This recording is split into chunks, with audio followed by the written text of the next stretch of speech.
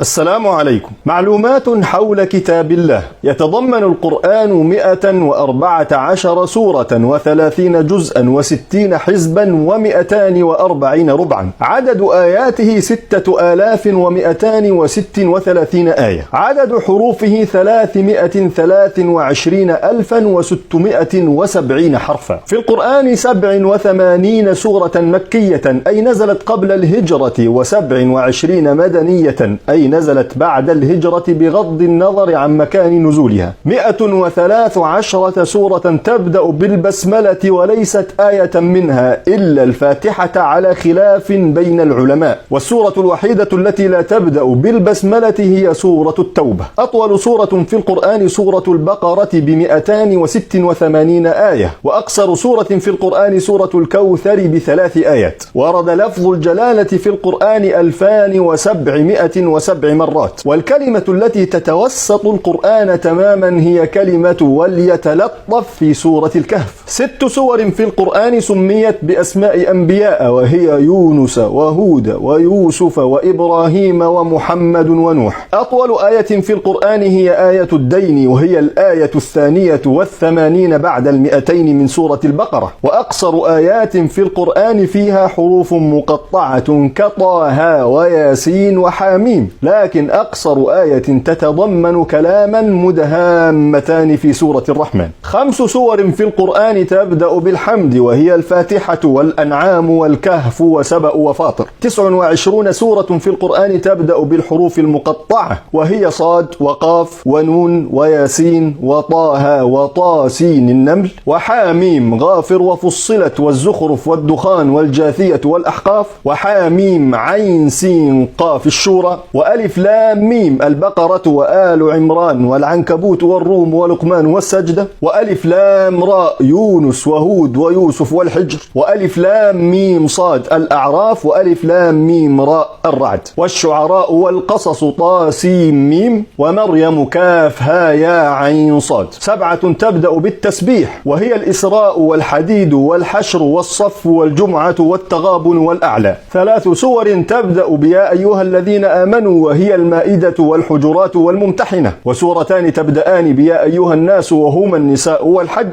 و3 سور بيا أيها النبي وهن الأحزاب والطلاق والتحريم. و5 سور تبدأ بقل، وهن الجن والكافرون والإخلاص والفلق والناس. و4 تبدأ بإن، وهي الفتح ونوح والقدر والكوثر. و15 سورة تبدأ بالقسم. أول آية نزلت في القرآن اقرأ باسم ربك الذي خلق، وآخر آية على الراجح واتقوا يوما ترجعون فيه إلى الله. وأول سورة نزلت كاملة هي المدثر على الصحيح، والبعض قال الفاتحة. وآخر سورة نزلت كاملة إذا جاء نصر الله والفتح. وفي القرآن 15 سجدة في 14 سورة: الأعراف والنحل والإسراء والكهف ومريم، الفرقان والنمل والسجدة وصاد وفصلت والنجم والانشقاق والعلق وسجدتان في الحج. نفعنا الله وإياكم بكتابه العزيز.